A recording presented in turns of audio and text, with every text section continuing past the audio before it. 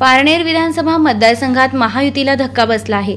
शिवसेनेचे शिंदे पक्षाचे तालुका प्रमुख विकास रोहकले, जिल्हा परिषदेचे माजी कृषी सभापती बाबासाहेब तांबे यांनी मंगळवारी सायंकाळी राष्ट्रवादीचे खासदार निलेश लंके यांच्या हस्ते राष्ट्रवादी काँग्रेस शरद पवार पक्षात प्रवेश केला। यामुळे मतदान तोंडावर आलं असताना महायुतीला धक्का बसलाय। ते दोघेही ढवळपुरी जिल्हा परिषद गटातून येत असून त्यांचे भाळवणी, गोरेगावसह इतर मोठ्या भागांमध्ये प्राबल्य आहे।